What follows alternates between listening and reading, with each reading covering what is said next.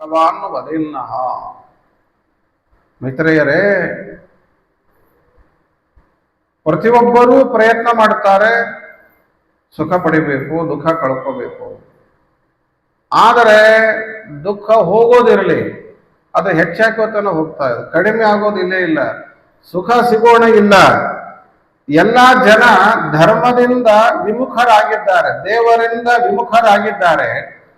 ಅಂತಹ ಜನರನ್ನ ದೇವರ ಕಡೆಗೆ ಮುಖ ಮಾಡುವಂತೆ ಮಾಡುವುದಕ್ಕೆ ಅಂತಾನೆ ನಿಮ್ಮಂತಹ ಎಲ್ಲ ಜ್ಞಾನಿಗಳ ಸಂಚಾರ.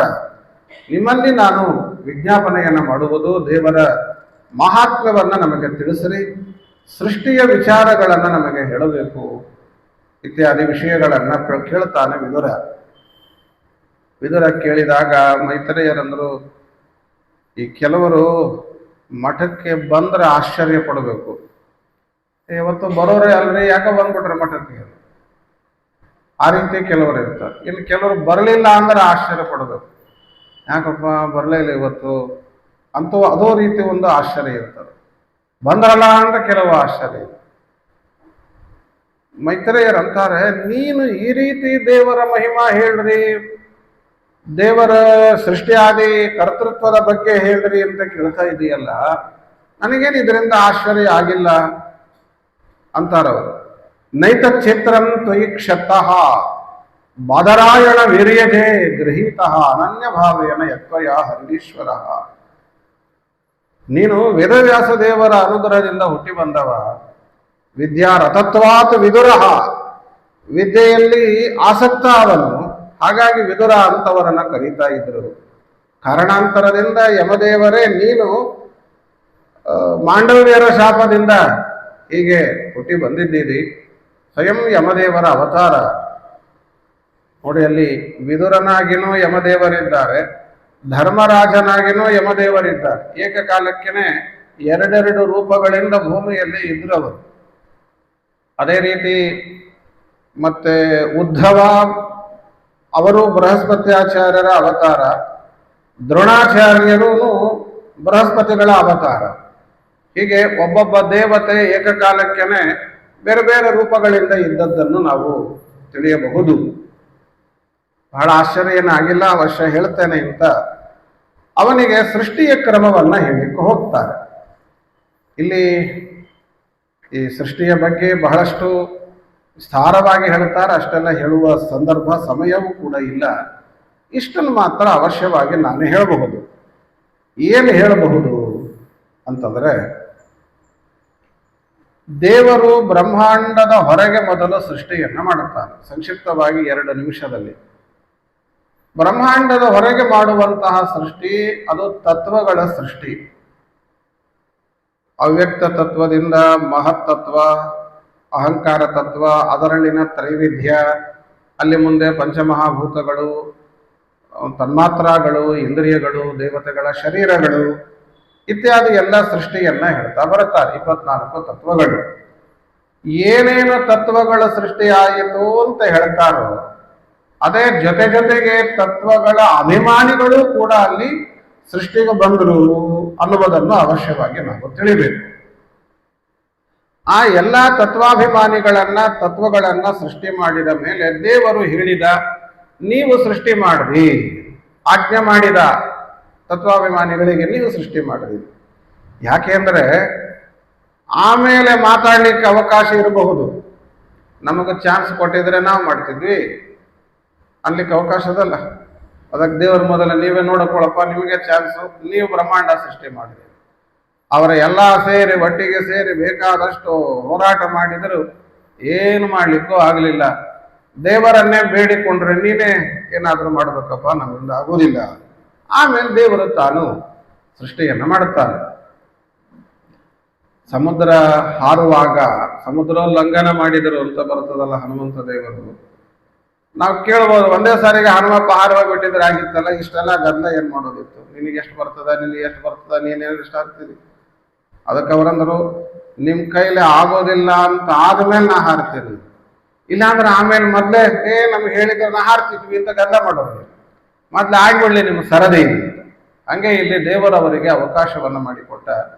ದೇವತೆಗಳ ತತ್ವಾಭಿಮಾನಿಗಳ ಅಸಾಮರ್ಥ್ಯವನ್ನು ತೋರಿಸಿ ತನ್ನ ಅದ್ಭುತವಾದ ಮಹಾತ್ಮ್ಯವನ್ನು ಪರಮಾತ್ಮ ತೋರಿಸಿಕೊಡ್ತಾನೆ.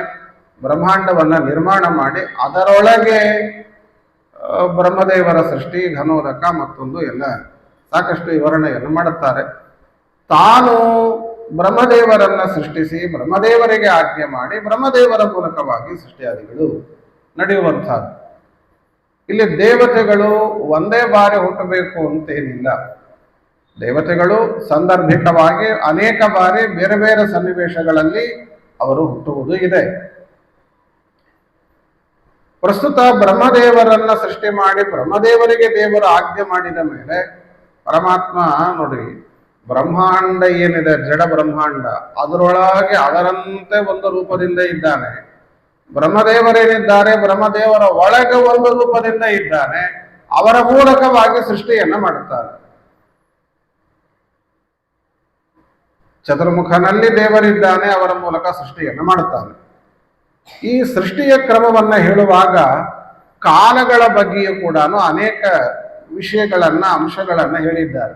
ಕಾಲದ ಬಗ್ಗೆ ಪರಮಾಣು ಕಾಲ ಅಂತ ಪ್ರಾರಂಭವನ್ನ ಮಾಡಿಕೊಂಡು ಪರಮಾತ್ಮನ ಈ ಪರಕಾಲ ಅಂತ ಒಂದು ಹೇಳ್ತಾರೆ, ಬಹಳ ದೊಡ್ಡದಾದ ಕಾಲ ಪರಕಾಲ ಅಂತ. ಆ ಪರಕಾಲದವರೆಗೂ ಮಾಹಿತಿಯನ್ನ ಕೊಡುತ್ತಾರೆ. ಸರಳ ಎರಡು ಮಾತಿನಲ್ಲಿ ಹೇಳಬೇಕು ಅಂತಂದ್ರೆ, ಕಾಲಜ್ಞಾನವು ನಮಗೆ ಇರಬೇಕು. 4 ಇಲ್ಲಿ ಹೇಳಿದ್ದು ಒಂದು ವಿಶಿಷ್ಟವಾಗಿ ಇದೆ. ಸ್ವಲ್ಪ ನಾನು ಮತ್ತೊಂದು ರೀತಿಯಲ್ಲಿ ಅಲ್ಲಿ ಹೇಳಿದ್ದನ್ನೇ ಮತ್ತೊಂದು ರೀತಿಯಲ್ಲಿ ಹೇಳಲಿಕ್ಕೆ ಬಯಸ್ತೇನೆ, ಸರಳವಾಗಿ 2 ಮಾತಿನಲ್ಲಿ. 4 ಯುಗಗಳಿವೆಯಲ್ಲ, ಕೃತ, ತ್ರೇತ, ದ್ವಾಪರ, ಕಲಿ. ಈ 4 ಯುಗಗಳು ಸೇರಿದರೆ ಒಂದು ಮಹಾಯುಗ ಅಂತ ಕರೀತಾರೆ. ಒಂದು ಮಹಾಯುಗ ಅಂತ ಆಗ್ತದೆ. ಆ ಮಹಾಯುಗಗಳು 71 ಆಗ್ಬೇಕು. ಮಹಾಯುಗಗಳು 71 ಅಂತಾದರೆ ಒಂದು ಮನ್ವಂತರ ಅಂತ ಆಗ್ತದೆ. ಆ ಮನ್ವಂತರಗಳು 14 ಅಂತಾದರೆ ಬ್ರಹ್ಮದೇವರಿಗೆ ಒಂದು ಹಗಲು ಅಂತ ಆಗ್ತದೆ. ಅದರಷ್ಟೇ ರಾತ್ರಿ ಕಾಲ. ಆ 2 ಸೇರಿದರೆ ಒಂದು ದಿನ ಆಯಿತು.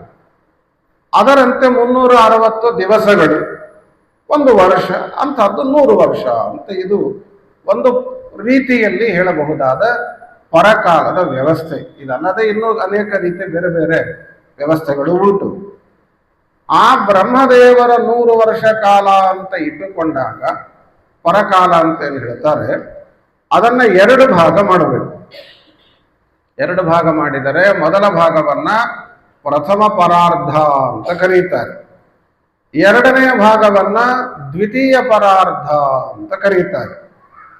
ಈಗ ಬ್ರಹ್ಮದೇವರಿಗೆ 50 ವರ್ಷ ಕಳೆದು 51ನೇ ವರ್ಷದ ಮೊದಲ ದಿನ ನಡೀತಾ ಇದೆ.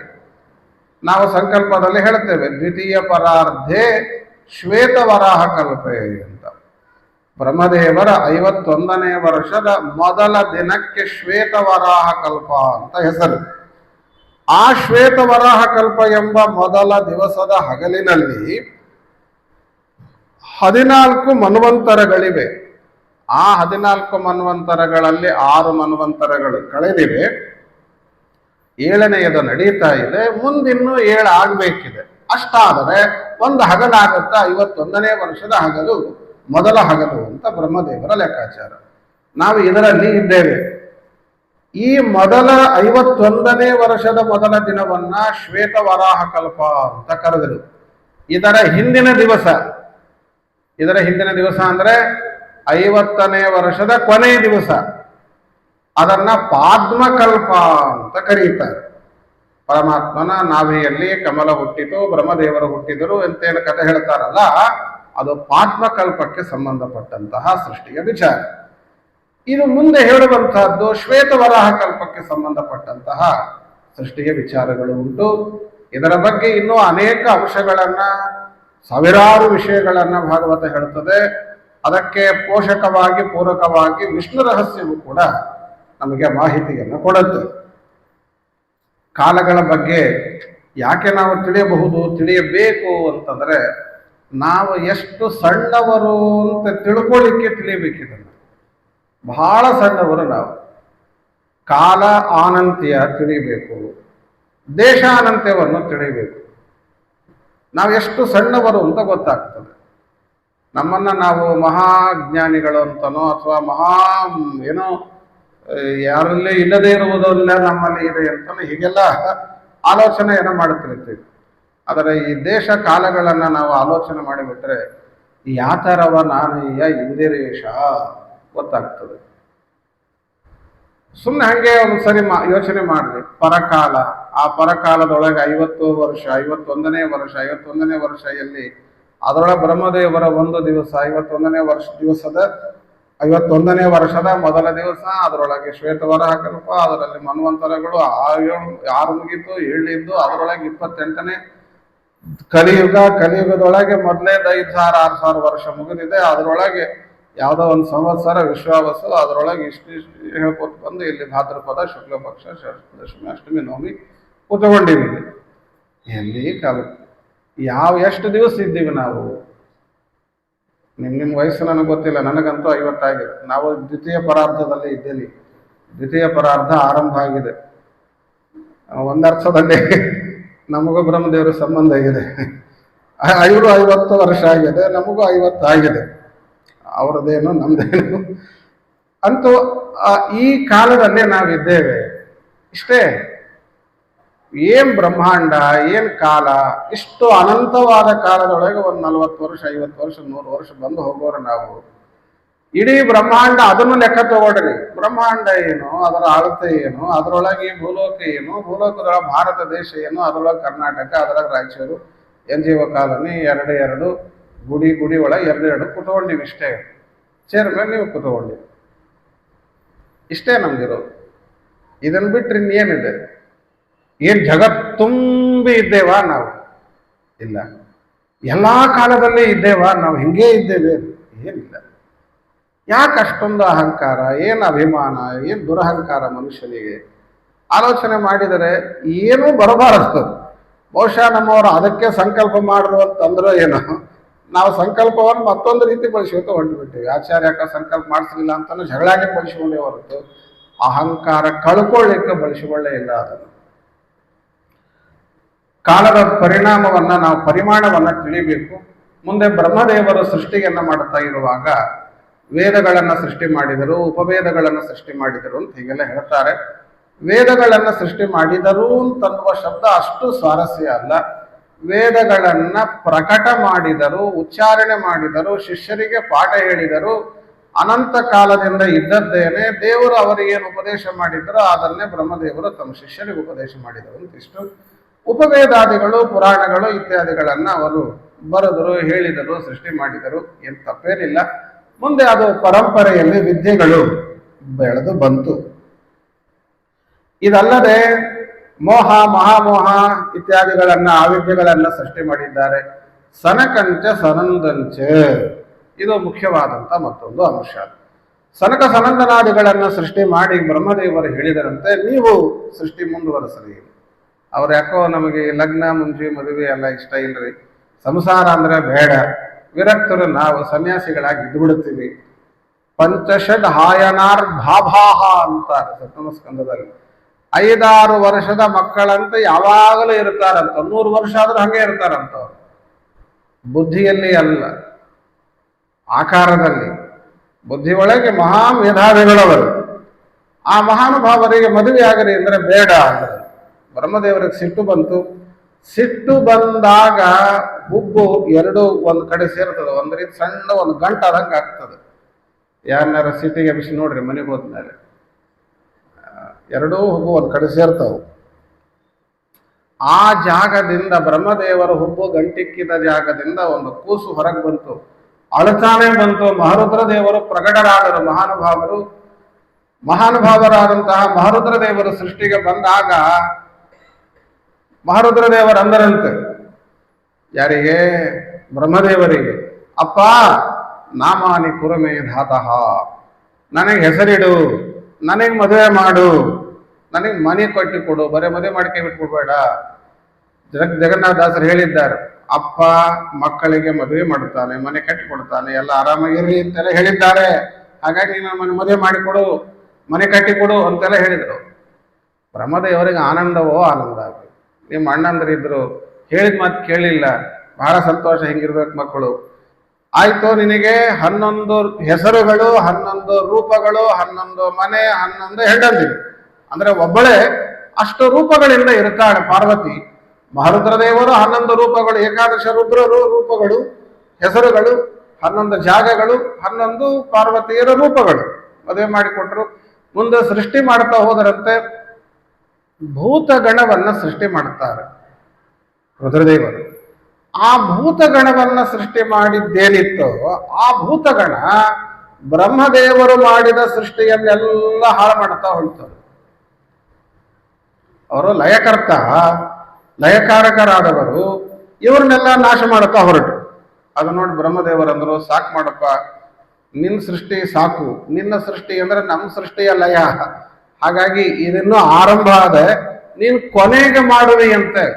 ಮಹಾರುದ್ರ ದೇವರೇ, ನಿನ್ನ ಕೆಲಸ ಕೊನೆಯಲ್ಲಿ ಆಗಲಿ, ಲಯವನ್ನು ನೀನು ಮಾಡು, ಈಗ ನೀನು ನಿಲ್ಲಿಸು, ನಾನು ಸೃಷ್ಟಿ ಮಾಡುತ್ತೇನೆ ಅಂತ ಬ್ರಹ್ಮದೇವರು ತಾವು ಸೃಷ್ಟಿಯನ್ನು ಮಾಡ್ಲಿಕ್ಕೆ ಹೋಗ್ತಾರೆ. ಆ ಸೃಷ್ಟಿಯಲ್ಲಿನೂ ಕೂಡ ತಮ್ಮ ದೇಹದ ವಿವಿಧ ಅವಯವಗಳಿಂದ ಮರೀಚಿ ಮೊದಲಾದಂತಹ ಋಷಿಮುನಿಗಳನ್ನ ಸೃಷ್ಟಿಗೆ ತರ್ತಾರೆ.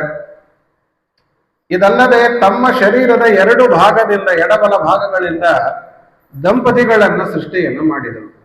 ಸ್ವಯಂಭುವ ಮನು ದಂಪತಿಗಳನ್ನ. ಆ ಮನು ದಂಪತಿಗಳನ್ನ ಸೃಷ್ಟಿ ಮಾಡಿದಾಗ ಅವರಲ್ಲಿ 5 ಮಕ್ಕಳು ಹುಟ್ಟಿದರು ಅಂತಾರೆ. ಪ್ರಿಯವ್ರತ, ಉತ್ತಾನಪಾದ, ಆಕೂತಿ, ದೇವಹೂತಿ, ಪ್ರಸೂತಿಯರು. ಇಷ್ಟು ಒಂದೇ ಮಾತಿಗೆ ಮುಗಿಸಿದರು. ಆದರೂ ಮತ್ತೆ ಅದನ್ನ ವಿವರಣೆ ಮಾಡಲಿಕ್ಕೆ ಹೊರಟು. ಮನು ದಂಪತಿಗಳು ಹುಟ್ಟಿದಾಗ ಬ್ರಹ್ಮದೇವರನ್ನ ಕೇಳಿದರಂತೆ, ನೀನು ಸೃಷ್ಟಿ ಮಾಡು ಅಂತ ಹೇಳ್ತಾ ಇದೀಯ ತಂದೆ, ಮಾಡುತ್ತೇನೆ, ಆದರೆ ಎಲ್ಲಿರಬೇಕು? ನೆಲನೇ ಇಲ್ಲ, ಭೂಮಿನೇ ಇಲ್ಲ, ಎಲ್ಲಿ ಬದುಕಬೇಕು ಮುಂದಿನ ಪ್ರಜೆಗಳು? ಅವಕಾಶ ಮಾಡಿಕೊಡು ಅಂತ.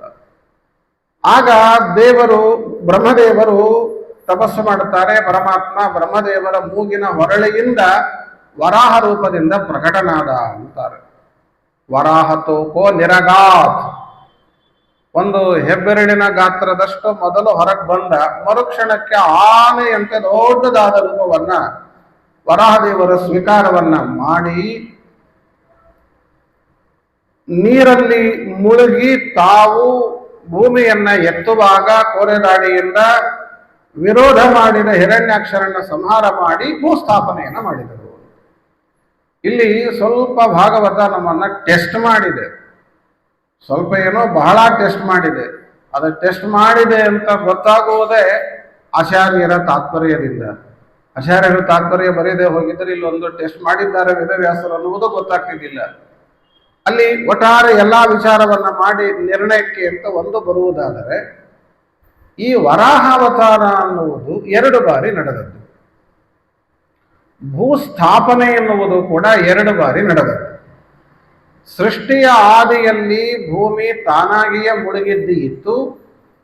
ಅದನ್ನ ಎತ್ತಬೇಕು ಅಂತ ಆದಿ ವರಾಹ ದೇವರು ಪ್ರಯತ್ನ ಮಾಡ್ತಾ ಇರುವಾಗ ಆದಿ ಹಿರಣ್ಯಾಕ್ಷ ಅದನ್ನ ವಿರೋಧ ಮಾಡಿದ. ಅವನನ್ನ ದೇವರ ಸಂಹಾರ ಮಾಡಿ ಭೂಸ್ಥಾಪನೆಯನ್ನ ಮಾಡಿದ. ಆದಿ ಹಿರಣ್ಯಾಕ್ಷ ಏನಿದ್ದಾನೆ ಅವನು ಬ್ರಹ್ಮದೇವರ ಮಗ. ಬ್ರಹ್ಮಜಸ್ತು ಹಿರಣ್ಯಾಕ್ಷ, ಆದಿ ಹಿರಣ್ಯಾಕ್ಷ ಅಂತವನ್ನ ಕರೆಯುತ್ತಾರೆ. ಅವನು ಭೂಮಿಯನ್ನ ಎತ್ತಿ ಹೋದದ್ದು ಇಲ್ಲ, ಕದ್ದು ಹೋದದ್ದು ಇಲ್ಲ, ಅಪಹಾರ ಮಾಡಿದ್ದು ಅಲ್ಲ, ನೀರಿನಲ್ಲಿ ಮುಳುಗಿಸಿದ್ದು ಅಲ್ಲ. ಪ್ರಳಯದ ಕಾಲವೇ ಎತ್ತು ಮುಳುಗಿದ್ದು ಇತ್ತು, ಅದನ್ನ ಎತ್ತಬೇಕಾದ್ರೆ ವಿರೋಧ ಮಾಡಿದ್ದ. ಆದರೆ 2ನೇಯವನಿದ್ದಾನಲ್ಲ, ಅವನು ದಿತಿದೇವಿಯ ಮಗ, ದಿತಿಪುತ್ರ. ಅವನು ಜಯ ವಿಜಯರು ಅಂತೇನು ದೇವತೆಗಳಿದ್ದಾರೆ, ದ್ವಾರಪಾಲಕರು. ಸನಕ ಸನಂದನಾದಿಗಳ ಶಾಪದಿಂದ ಅಸುರರಾಗಿ ಹುಟ್ಟಿರಿ ಅಂತ ಶಾಪ ಪಡೆದು ಭೂಮಿಯಲ್ಲಿ 3 ಬಾರಿ ಹುಟ್ಟುವ ಕಾಲದಲ್ಲಿ ಅದರೊಳಗೆ ವಿಜಯ ಅಂತ ಏನಿದ್ದ ಅವನು ಹಿರಣ್ಯಾಕ್ಷನಾಗಿ ದಿತಿಪುತ್ರನಾಗಿ ಹುಟ್ಟಿದ್ದ. ಜಯ ಹಿರಣ್ಯಕಶಿಪು. ವಿಜಯ ಏನು ಹಿರಣ್ಯಾಕ್ಷನಾಗಿ ಹುಟ್ಟಿದ್ದನೋ ಆ ಹಿರಣ್ಯಾಕ್ಷನಲ್ಲಿ ಆದಿ ಹಿರಣ್ಯಾಕ್ಷ ಬಂದು ಸೇರಿಕೊಂಡಿದ್ದ. ಈ ಹಿಂದೆ ಬ್ರಹ್ಮದೇವರ ಮಗನಾಗಿ ವರಾಹ ದೇವರಿಂದ ಒಡಿಸಿಕೊಂಡು ಸತ್ತಿದ್ದಾಗ ಅವನೇ ಬಂದು ಮತ್ತೆ ಇವನೊಳಗೆ ಸೇರಿಕೊಂಡ. ಆಮೇಲೆ ಈ ಹಿರಣ್ಯಾಕ್ಷ ಏನಿದ್ದ ದಿತಿಪುತ್ರ ಹಿರಣ್ಯಾಕ್ಷ ಭೂಮಿಯನ್ನ ಮುಳುಗಿಸಿದವ. ಅವನನ್ನ ವರಾಹದೇವರ ಸಂಹಾರ ಮಾಡಿ ಭೂಸ್ಥಾಪನೆಯನ್ನ ಮಾಡಿದ್ದು ಅಂತ. ಹೀಗೆ ಒಟ್ಟು 2 ಬಾರಿ ವರಾಹಾವತಾರ, 2 ಬಾರಿ ಭೂಸ್ಥಾಪನೆ, ಈ ರೀತಿ ಪರಮೋಪಕಾರವನ್ನ ಮಾಡಿದ ವರಾಹದೇವರನ್ನ ನಾವು ಸ್ಮರಣೆ ಮಾಡಬೇಕು. ಯಾಕೆಂದ್ರೆ ಭೂಮಿಯಲ್ಲಿ ನಾವು ಇದ್ದೇವೆ. ಆದ್ದರಿಂದ ಆ ಭೂಸ್ಥಾಪನ ಮಾಡದೆ ಹೋಗಿದ್ರೆ ಏನ್ ಮಾಡೋದಿತ್ತು ನಾವು? ಇಲ್ಲಿ ಹೇಳುವಾಗ ಎರಡನ್ನು ಮಿಕ್ಸ್ ಮಾಡಿದಂತೆ ಭಾಗವತ ಇಲ್ಲಿ ಹೇಳುತ್ತದೆ. ಅದನ್ನು ನಾವು ಎಚ್ಚರಿಕೆಯಿಂದ ಆಚಾರ್ಯರು ತಿಳಿಸಿಕೊಟ್ಟ ರೀತಿಯಲ್ಲಿ ತಿಳಿಯುವ ಪ್ರಯತ್ನವನ್ನು ಮಾಡಬೇಕು. ಇಷ್ಟು ವರಾಹಾವತಾರದ ವಿಚಾರಗಳನ್ನ ಹೇಳಿದ ಮೇಲೆ ಆಕೂತಿ, ದೇವಹೂತಿ, ಪ್ರಸೂತಿ ಅನ್ನುವುದಾಗಿ ಮನುಪುತ್ರರೇನಿದ್ದಾರೆ, ಮನುಪುತ್ರಿಯರು, ಅವರ ಬಗ್ಗೆ ಹೇಳಿ ಹೋಗ್ತಾರೆ. ಈ ಲೇಡೀಸ್ ಫಸ್ಟ್ ಅಂತ ಇದೆ, ಅದು ಭಾಗವತವು ಹಾಗೆ ಮಾಡಿದೆ. ಲೇಡೀಸ್ ಫಸ್ಟ್ ಅದು ವಾಸ್ತವಿಕವಾಗಿ ಪ್ರಿಯವ್ರತ, ಉತ್ತಾನಪಾದ, ಹಿರಿಯ ಮಕ್ಕಳು, ಅವರ ಬಗ್ಗೆ ಹೇಳಲೇ ಸುಮ್ಮನೆ ಕೂಡದೆ ಅಂದ್ಬಿಟ್ಟು ಇವರದ್ದು ಮೊದಲ ಕತೆ ಹೇಳಿದರು. ಆಕೂತಿ, ದೇವಹೂತಿ, ಪ್ರಸೂತಿ ಆದ್ಮೇಲೆ ಪ್ರಿಯವ್ರತನಂತೂ ಕೊನೆಗೆ ಹಾಕಿಬಿಟ್ರೆ ಅವರನ್ನು, ಪಂಚಮಸ್ಕಂದ ತನಕ ಬಿಟ್ರೆ ಅವರನ್ನು, ಇಲ್ಲೇ ಇವ್ರನ್ನ ಮುಗಿಸ್ಬಿಡ್ತಾರೆ. ಆಕೂತಿಂ ರುಚಯೇ ಪ್ರಾದಾತ್ ಅಂತಾರೆ. ಆಕೂತಿ ದೇವಿಯನ್ನ ರುಚಿ ಎಂಬ ಪರಮೇಶ್ವರನಿಗೆ ವಿವಾಹ ಮಾಡಿಕೊಟ್ಟರಂತೆ. ಕೊಡುವಾಗ ಹೇಳಿದ್ದರಂತೆ ಮನು, ನೋಡಪ್ಪ, ನನ್ನ ಮಗಳನ್ನ ನಿನಗೆ ಕೊಡ್ತೇನೆ, ನಿನ್ ಮಗನ್ ನನಗೆ ಕೊಡ್ಬೇಕು ಅಂದಿದ್ರಂತ. ಸಾಮಾನ್ಯವಾಗಿ ಇದನ್ನ ಪುತ್ರಿಕಾ ಪುತ್ರ ನ್ಯಾಯ ಅಂತ ಕರೀತಾರೆ. ಮಗಳನ್ನ ಕೊಟ್ಟು ಮಗನನ್ನ ತಗೊಳ್ಳುವುದು, ಮೊಮ್ಮಗನನ್ನ ತಗೊಳ್ಳುವುದು, ಮಗನನ್ನಾಗಿ ಮಾಡಿಕೊಳ್ಳುವುದು. ಇದನ್ನು ಯಾವಾಗ ಮಾಡ್ತಾರೆ ಅಂತಂದ್ರೆ ತನಗೆ ಗಂಡು ಮಕ್ಕಳಿಲ್ಲದಿರುವ ಅವಸ್ಥೆಯಲ್ಲಿ ಮಾಡ್ತಾರೆ. ಆದರೆ ಇಲ್ಲಿ ಹಾಗೇನಿರಲಿಲ್ಲ. ತನಗಿಬ್ಬರು ಪ್ರಿಯವ್ರತ, ಉತ್ತಾನಪಾದರಿದ್ದರು. ಆದರೂ ಸಹ ಅವನ ಅಪೇಕ್ಷೆ ಸ್ವಯಂ ದೇವರೇ ಮಗನಾಗಿ ಮೊಮ್ಮಗನಾಗಿ ಹುಟ್ಟೋನಿದ್ದಾನೆ, ಅವತಾರ ಮಾಡ್ತಾನೆ, ಯಾಕೆ ಬಿಡಬೇಕು ಅಂದ ಅವನು. ಬಹುಶಃ ನನಗನ್ಸುತ್ತೆ ಏನಾದರೂ ಈ ವಿಷಯ ಋಷಿಗೆ ಗೊತ್ತಿದ್ರು ಒಪ್ಕೋತಿದ್ನ ಇಲ್ಲವೋ ಅಂತ. ಅಂತೂ ಮೊಮ್ಮಗನಾಗಿ ಏನು ದೇವರ ಅವತಾರ ಮಾಡಿದ್ದ ಯಜ್ಞ, ಅವನನ್ನ ಪುನಃ ತಾನು ಮಗನಂತೆ ಪಡೆದಿದ್ದಾನೆ, ಸ್ವೀಕಾರವನ್ನು ಮಾಡ್ತಾನೆ. ಇವರ ಬಗ್ಗೆ ಮತ್ತೆ ಅಷ್ಟಮ ಸ್ಕಂಧದಲ್ಲಿ ನಿರೂಪಣೆಯನ್ನು ಮಾಡುತ್ತಾರೆ. ಇನ್ನು 2ನೆಯ ಮಗಳು ದೇವಹೂತಿ, ದೇವಹೂತಿಯರ ಬಗ್ಗೆ ಈ ತೃತೀಯ ಸ್ಕಂಧದಲ್ಲಿ ಹೇಳ್ತಾರೆ. ನಿಮ್ಮೆಲ್ಲರಲ್ಲಿನೂ ನನ್ನ ಒಂದು ವಿಜ್ಞಾಪನೆ ಏನು ಅಂತಂದ್ರೆ, ಸಂಸ್ಕೃತ ಶಾಸ್ತ್ರೀಯ ಗ್ರಂಥಗಳ ಅಭ್ಯಾಸ ಮಾಡುವ ಪದ್ಧತಿ ಇದ್ದರೆ ಅದರ ಮೂಲಕ ಸಂಪೂರ್ಣವಾಗಿ ಶ್ಲೋಕ ಕರ್ದಮರ, ದೇವಹೂತಿಯರ ಕಥೆಯನ್ನು ಓದಬೇಕು. ಅಲ್ಲಿ ಮುಂದೆ ಹೇಳುವ ಪ್ರಮೇಯ, ವಾಕ್ಯಾರ್ಥಗಳು ಅದೆಲ್ಲ ಒಂದು ಕಡೆ ಇರಲಿ. ಸುಮ್ಮನೆ ಹಾಗೆ ಕಥೆಯನ್ನೇ ಹೇಳುವ ಶ್ಲೋಕಗಳನ್ನಷ್ಟೇ ಓದ್ತಾ ಹೋಗ್ರಿ, ಅದರ ಅರ್ಥವನ್ನು ಮಾಡಿಕೊಳ್ಳ್ರಿ. ಏನು ಅದ್ಭುತವಾದ ಕಾವ್ಯ ಅದು! ಅಪಾರವಾದಂತಹ ಮನಸ್ಸಿಗೆ ಸಂತೋಷವನ್ನು ಕೊಡುವ, ಹೆಜ್ಜೆ ಹೆಜ್ಜೆಗೆ ನಮಗೆ ಆದರ್ಶವನ್ನ, ನೀತಿಯನ್ನ ತೋರಿಸುವ ಶ್ಲೋಕಗಳನ್ನು ನಾವು ಇಲ್ಲಿ ನೋಡ್ತೀವಿ. ಸಾಧ್ಯ ಇಲ್ಲ ಕನ್ನಡದಲ್ಲಿ ಅನುವಾದಗಳೇನಾದರೂ ಇದ್ದಲ್ಲಿಯೂ, ಶ್ಲೋಕಗಳ ಅನುವಾದಗಳೇ ಇದ್ದಲ್ಲಿ ಪ್ರಯತ್ನ ಮಾಡಿ ಒಂದ್ಸಾರಿ ಓದಿ ನೋಡ್ರಿ. ಎಷ್ಟು ಅಪೂರ್ವ ಅದು. ಇಷ್ಟು ಚಂದಾದ ತ್ಯಾಗಮಯವಾದ ಜೀವನವನ್ನ ಹೇಳುವ ಕಥೆಗಳನ್ನ ಮತ್ತೆ ಭಾಗವತದಲ್ಲಿ ನೋಡ್ಲಿಕ್ಕೆ ಸಿಗುವುದಿಲ್ಲ. ಅಷ್ಟು ಸೊಗಸಾಗಿ ಹೇಳುತ್ತಾರೆ. ಪ್ರಯತ್ನವನ್ನ ಮಾಡಿ, ಬಹಳ ಚೆನ್ನಾಗಿದೆ. ಪ್ರಜಾ ಸೃಜೇತಿ ಭಗವಾನ್ ಕರ್ದಮೋ ಬ್ರಹ್ಮಣೋದಿತಃ ಸರಸ್ವತ್ಯಾಂ ತಪಸ್ತೇಪೆ ಸಹಸ್ರಾಣಂ ಸಮಾದಶ. ಕರ್ದಮರು ಬ್ರಹ್ಮದೇವರ ಆಜ್ಞೆಯಂತೆ ಸರಸ್ವತಿ ನದಿಯ ತೀರದಲ್ಲಿ 1000 ವರ್ಷ ತಪಸ್ಸು ಮಾಡಿದರಂತೆ. ಇವತ್ತೇನು ಮಾತೃಗಯ ಸಿದ್ಧಪುರಿ ಅಂತ ಹೇಳ್ತೇವೆ, ಆ ಸ್ಥಳದಲ್ಲಿ ಭಾರೀ ತಪಸ್ಸನ್ನು ಮಾಡುತ್ತಾರೆ 1000 ವರ್ಷಗಳ ಕಾಲ. ದೇವರು ಅವರಿಗೆ ದರ್ಶನವನ್ನು ಕೊಟ್ಟಿದ್ದಾನೆ. ದರ್ಶನ ಕೊಟ್ಟಾಗ ನವೈಜಾತ ಮೃಷೇದಂ ಸ್ಯಾತ್ ಪ್ರಜಾಧ್ಯಕ್ಷ ಮದರಹಣಂ. ನನ್ನ ಸೇವಾ, ನನ್ನ ಪೂಜಾ ಮಾಡಿದ್ದು ಅಂತಿದ್ರೆ ಅದು ಎಂದೂ ವ್ಯರ್ಥ ಆಗೋದಿಲ್ಲ, ಅದಕ್ಕೆ ಫಲ ಹಾಗೇ ಆಗ್ತದೆ. ನಿನ್ನ ತಪಸ್ಸಿಗಾಗಿ ನಾನು ಸಂತುಷ್ಟನಾಗಿದ್ದೇನೆ. ನಿನಗೆ ನಾಡಿದ್ದು ಪರಶ್ವಃ ನಾಡದೇನೆ ಮನು ಬಂದು ತನ್ನ ಮಗಳನ್ನ ನಿನಗೆ ಕೊಟ್ಟು ವಿವಾಹ ಮಾಡ್ತಾನೆ. ನೀನು ವಿವಾಹಿತನಾಗು. ನಿನ್ನಲ್ಲಿ ಅವಳಲ್ಲಿ ನಿಮಿತ್ತ ಮಾಡಿಕೊಂಡು ನಾನು ಅವತಾರವನ್ನು ಮಾಡ್ತೇನೆ. ಮೊದಲು 9 ಜನ ಹೆಣ್ಣು ಮಕ್ಕಳು ಹುಡ್ತಾರೆ, ಕೊನೆಯದಾಗಿ ನಾನು ಅವತಾರವನ್ನು ಮಾಡ್ತೇನೆ. ನಾನು ಅವತರಿಸಿದ ಮೇಲೆ ನೀನು ಮನೆ ಬಿಟ್ಟು ಹೊರಡುವುದು, ತಪಸ್ಸಿಗೆ ಹೊರಡುವುದು. ಇಷ್ಟು ದೇವರು ಮೊದಲೇ ಹೇಳಿಬಿಟ್ಟಿದ್ದಂತೆ ಕರ್ದಮರಿಗೆ. ಆ ಮಾತಿನಂತೆ ಕಾಯ್ತಾ ಕೂತಿದ್ರು. ಆ ದೇವರಿಗೆ ಕರ್ದಮರು ಮಾಡಿದ ತಪಸ್ಸಿನಿಂದ ಸಂತೋಷವಾಗಿ ಆನಂದಾಶ್ರು ಬಿದ್ದಿತ್ತಂತೆ.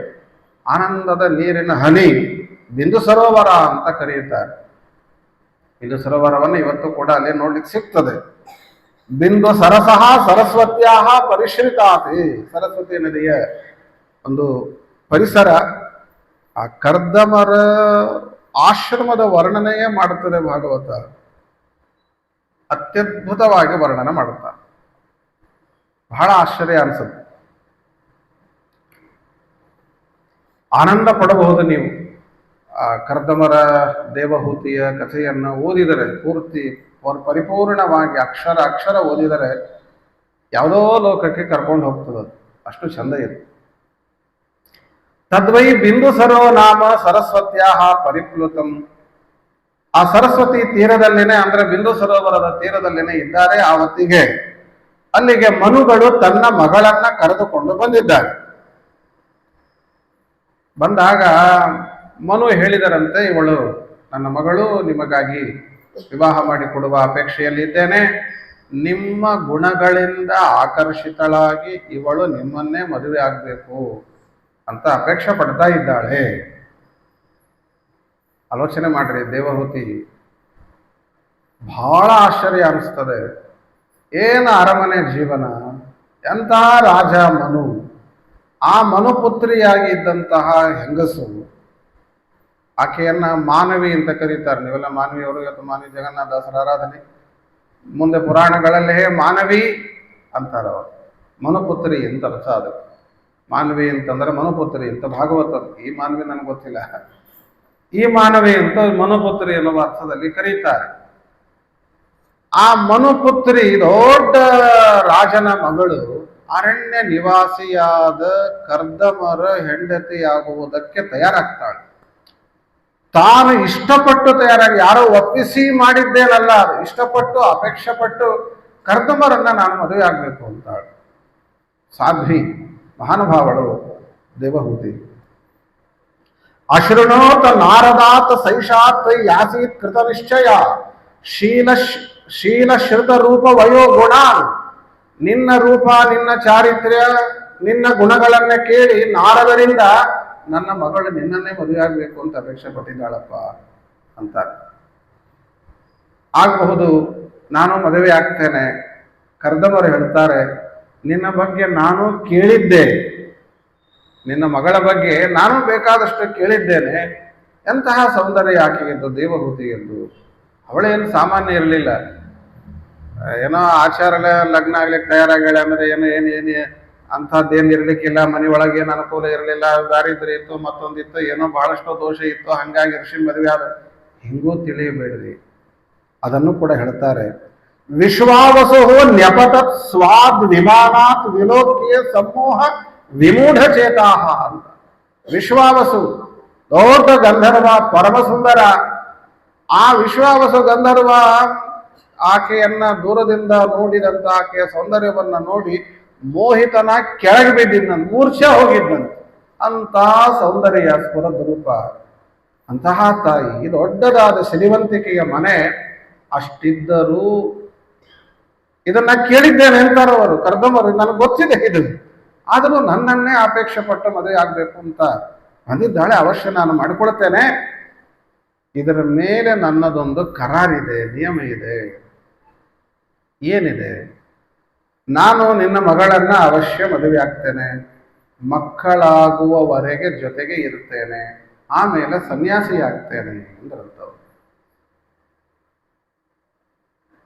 ಋಷಿಯಂತ ಲಗ್ನ ಆಗ್ಲಿಕ್ಕೆ ತಯಾರಿರುವುದಿಲ್ಲ. ಇನ್ನ ಅರಮನೆ ಹೆಣ್ಮಗಳು ಮದುವೆ ಆಗೋದು ಇನ್ನೇನು, ಇನ್ನು ಸ್ವಾಮಿಗಳೇ ಆಗ್ಬಿಡ್ತೇನೆ ಅಂತ ಬೇರೆ ಹೇಳಿಕತಾನ. ಮದುವೆ ಆಗೋ ದಿವಸನೇ ಹೇಳಿಕತಾನೆ. ಅವ್ರನ್ನ ಯಾರು ಮದುವೆ ಆಗ್ತಾರೆ? ಆದರೆ ದೇವಹೂತಿ ಅದಕ್ಕೂ ಒಪ್ಪಿದಳಾಕೆ. ಒಂದ್ಸಾರಿ ಮನಸ್ಸು ಕೊಟ್ಟಾಗಿದೆ, ಅವರನ್ನೇ ಪತಿತ್ವೇನ ಸ್ವೀಕಾರ ಮಾಡಿದ್ದಾಗಿದೆ, ನಾನು ಅವರನ್ನ ಮದುವೆ ಆಗ್ತೇನೆ.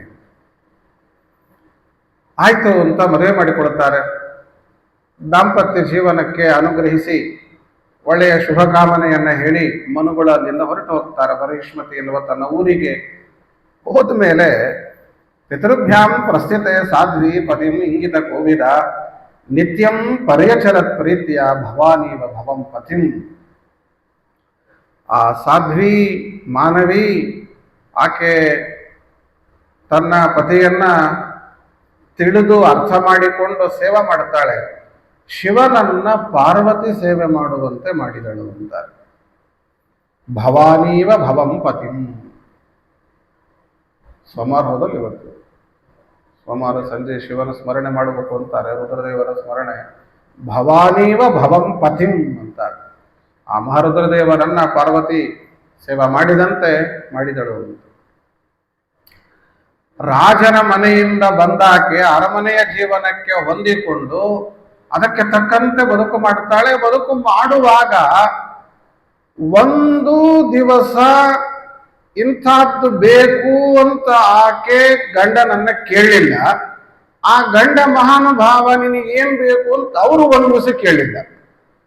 ನಿನಗೇನ್ ಬೇಕು? ರಾಜನ ಮನೆಯಿಂದ ಬಂದಿದ್ದೀವಿ, ಮದುವೆ ಮಾಡ್ಕೊಳ್ಬೇಕು ಅಂತ, ಮದುವೆ ಆಗಿದ್ದೇವೆ, ಏನು ಆಸೆ, ನಿನ್ನ ಅಪೇಕ್ಷೆ ಏನು, ಆಕಾಂಕ್ಷೆ ಏನು, ಅವರು ಕೇಳಿಲ್ಲ. ಇವಳು ಏನು ಕೇಳಿಲ್ಲ. ಸೇವಾ ಮಾಡಬೇಕು, ಮಾಡೋದು, ಮಾಡಿಸ್ಕೊಳ್ಳೋದು. ಕೇಳಿದರೆ ಕೇಳಿದ್ದಷ್ಟೇ ಸಿಗ್ತದೆ, ಕೇಳದೇ ಇದ್ದರೆ ಅಪೇಕ್ಷೆಗಿಂತ ಬಹಳ ಹೆಚ್ಚು ಸಿಗ್ತದೆ. ಅದನ್ನು ನಾವು ಆ ತಾಯಿಯ ಮೂಲಕ ತಿಳಿಲಿಕ್ಕೆ ಸಾಧ್ಯ. ಒಂದ್ಸಾರಿ ನಾವು ಅದನ್ನು ಓದ್ತಾ ಹೋದರೆ ವ್ಯಾಖ್ಯಾನಕಾರರು, ಇದಕ್ಕೆ ವಿಶೇಷವಾಗಿ ವ್ಯಾಖ್ಯಾನ ಮಾಡಿದವರು ವಿಜಯಧ್ವಜ ತೀರ್ಥರು ಮತ್ತು ಯಾದವಾರ್ಯರು ಸಂಪೂರ್ಣವಾಗಿ ವ್ಯಾಖ್ಯಾನ ಮಾಡಿದ್ದಾರೆ. ಏನು ಅಭಿಮಾನ ನನಗನಿಸುತ್ತೆ. ಮತ್ತೆ ಮತ್ತೆ ಮತ್ತೆ ಮತ್ತೆ ಇಬ್ಬರು ವಿಜಯಧ್ವಜರು ಯಾದವಾರ್ಯರು ಏನು ಅಪರೋಕ್ಷ ಜ್ಞಾನಿಗಳು, ಅಪರೋಕ್ಷ ಜ್ಞಾನಿ ಮತ್ತೆ ಮತ್ತೆ ಅಂತಾರವರು ವ್ಯಾಖ್ಯಾನದಲ್ಲಿ. ಅಪರೋಕ್ಷ ಜ್ಞಾನಿ ಕರ್ದಮರು, ಅಪರೋಕ್ಷ ಜ್ಞಾನಿ ಕರ್ದಮರು ಇಬ್ಬರು ಅಂತಾರೆ, ಮತ್ತೆ ಮತ್ತೆ ಅಂತಾರೆ. ಒಬ್ಬ ವ್ಯಕ್ತಿಯ ಬಗ್ಗೆ ಇಷ್ಟೊಂದು ಮಹತ್ವ ಕೊಟ್ಟು ವ್ಯಾಖ್ಯಾನಿಸಿದ್ದು ಇವರು ಅಪರೋಕ್ಷ ಜ್ಞಾನಿ, ಇವರು ಅಪರೋಕ್ಷ ಜ್ಞಾನಿ ಅಂತ ವ್ಯಾಖ್ಯಾನದಲ್ಲಿ ಹೇಳಿದ್ದನ್ನ ಮತ್ತೊಂದು ಕಡೆ ನೋಡ್ಲಿಕ್ಕೆ ಸಿಗೋದಿಲ್ಲ ಭಾಗವತಕ್ಕೆ. ಅಷ್ಟು ಅವರ ಬಗ್ಗೆ ಮಹತ್ವವನ್ನು ಕೊಡ್ತಾರೆ. ಪ್ರಿಯಾಯಾಹ ಪ್ರಿಯಂ ಅನ್ವಿಚ್ಛನ್ ಕರ್ದಮೋ ಯೋಗಮಾಸ್ಥಿತ ವಿಮಾನಂ ಕಾಮಗಂ ಕ್ಷತಃ ತರ್ಹೇವ ಆವಿರಚೀಕರತೆ. ಕೇಳಿದರಂತೆ ಕರ್ದಮೋರು, ನಿನ್ನ ಅಪೇಕ್ಷೆ ಏನು ಹೇಳು, ನಾನು ಹಾಗೆ ಮಾತೇ ಆಡಿಸಲಿಲ್ಲ ನಿನ್ನನ್ನ. ಆಗ ಅವರಂದರು, ನಾನು ನಿಮ್ಮ ಸೇವೆಯನ್ನಂತೂ ಮಾಡಿದ್ದರಿಂದ ಸಂತುಷ್ಟರಾದರೆ ನಿಮ್ಮಿಂದ, ನಿಮ್ಮ ಅಂಗಸಂಗದಿಂದ ಯೋಗ್ಯರಾದ ಮಕ್ಕಳನ್ನು ಪಡೆಯುವುದು ಅಂತ. ಆ ರೀತಿ ಅವರು ತಮ್ಮ ಅಪರೋಕ್ಷ ಜ್ಞಾನದ ಮಹಿಮಾದಿಂದ ಬರೀತಾರವರು. ಅಪರೋಕ್ಷ ಜ್ಞಾನದ ಮಹಿಮಾದಿಂದ ಕಾಮಗಮ ಎಲ್ಲಿ ಬೇಕಲ್ಲಿ ಸಂಚಾರ ಮಾಡುವಂತ ವಿಮಾನವನ್ನು ಸೃಷ್ಟಿಸಿ ಅದರಲ್ಲಿ ಆಕೆಯನ್ನು ಕೂಡಿಸಿಕೊಂಡು ವೈಶ್ರಂಭಕ, ಸುರವನ, ನಂದನ, ಪುಷ್ಪಭದ್ರಕ, ಮಾನಸೆ, ಚೈತನ್ಯತೆ ನಾನಾ ವಿಧವಾದ ಉಪವನಗಳಲ್ಲೆಲ್ಲ ಸಂಚಾರವನ್ನು ಮಾಡಿ ಬರುತ್ತಾರೆ. ಅದಕ್ಕೂ ಮೊದಲು ದಿವ್ಯವಾದ ಸರೋವರ, ಅದರಲ್ಲಿ ಸ್ನಾನ, ಅದರಲ್ಲಿ ಶುದ್ಧವಾದಂತಹ ರೂಪ, ಇಬ್ಬರೂ ಸೇರಿ ವಿಹಾರವನ್ನು ಮಾಡಿ ಬರುತ್ತಾರೆ. ಅಂತಹ ದಂಪತಿಗಳು, ಅದರ ಫಲವಾಗಿ ಮುಂದೆ 9 ಜನ ಹೆಣ್ಣು ಮಕ್ಕಳು, ಕೊನೆಯದಾಗಿ ಸಾಂಖ್ಯಾಚಾರ್ಯ ಅಂತ ಕರೆಸಿಕೊಂಡ ದೇವರು ತಾನು ಅವತಾರವನ್ನು ಮಾಡ್ತಾನೆ. ಕಪಿಲ ಅವತರಿಸಿದ ಕರ್ದಮರು ತಯಾರಾದರು, ನಾನು ಹೋಗಿ ಬರುತ್ತೇನೆ. ಬಹುಶಃ ನನಗೆ ನೆನಪಿರುವಂತೆ ಇನ್ನು ಗರ್ಭಿಣಿ ಆಕೆ ಹೇಳ್ತಾರೆ, ನಾನು ಹೋಗಿ ಬರುತ್ತೇನೆ. ಏನಾಗಿರ್ಬೇಕು ಆಕೆಗೆ? 9 ಜನ ಹೆಣ್ಣು ಮಕ್ಕಳು, ಕೊನೆಯದಾಗಿ ಇನ್ನು ಗರ್ಭಿಣಿ, ಆಕೆ ಮಗು ಹುಟ್ಟಬೇಕಿದೆ. ಆ ಸಂದರ್ಭದಲ್ಲಿ ನಾನು ಮನೆ ಬಿಟ್ಟು ಹೊರಡ್ತೇನೆ ತಪಸ್ಸಿಗೆ ಅಂತಂದಾಗ ಆ ದೇವಹೂತಿಗೆ ಒಳಗೆ ಬಹಳಷ್ಟು ದುಃಖ ಆಗಿದೆ. ಅದನ್ನು ತೋರಿಸಿಕೊಳ್ಳುವುದಕ್ಕೆ ತಯಾರಿಲ್ಲ. ನಿಮ್ಮ ಇಚ್ಛೆಯಂತೆ ಆಗಲಿ ಅಂತ ಕೊಟ್ಟು ಕಳಿಸ್ತಾರೆ ತಾಯಿ. ಆಗ ದೇವರು ಮುಂದೆ ಕಪಿಲನಾಗಿ ಏನು ಅವತಾರವನ್ನು ಮಾಡಿದ್ದ, ಆತ ತಾಯಿಯ ಜೊತೆಯಲ್ಲಿ ಇದ್ದು ತಾಯಿಯನ್ನ ರಕ್ಷಣೆ ಮಾಡಬೇಕು ಮಕ್ಕಳು ಅನ್ನುವ ಪಾಠವನ್ನ ಜಗತ್ತಿಗೆ ಹೇಳಿಕೊಡುತ್ತಾರೆ. ತಂದೆ ದೂರ ಆದಾಗ, ಬೇರೆ ಎಲ್ಲಾದರೂ ಹೋದಾಗ, ಇಲ್ಲದೇ ಇರುವಾಗ ತಾಯಿಯ ರಕ್ಷಣಾ ಜವಾಬ್ದಾರಿ ಮಕ್ಕಳದ್ದು. ಕಪಿಲ ಅದನ್ನು ಮಾಡಿ ತೋರಿಸಿದ. ತಾಯಿ ಹತ್ತಿರದಲ್ಲಿ ಇದ್ದು ತಾಯಿಯ ಅಪೇಕ್ಷೆಯಂತೆ ಅವರಿಗೆ ಚೆನ್ನಾಗಿ ದೇವರು ಉಪದೇಶವನ್ನ ಮಾಡುತ್ತಾನೆ. ಕಪಿಲಗೀತ ಅಂತ ಹೇಳಿ ಪ್ರಸಿದ್ಧವಾದಂತಹ ಮಾತು. ಕಪಿಲಗೀತೆಯ ಬಗ್ಗೆ ನಾಳೆ ವಿವರವಾಗಿ ತಿಳಿಯೋಣ. ಮಧ್ವೇಷಾರ್ಪಣಮಸ್ತು. ಹರೆಯೇ.